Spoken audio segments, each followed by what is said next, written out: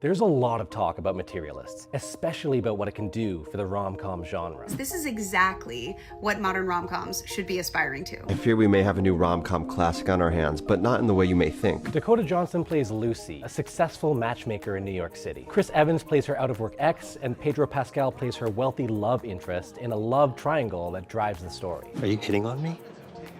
Definitely not.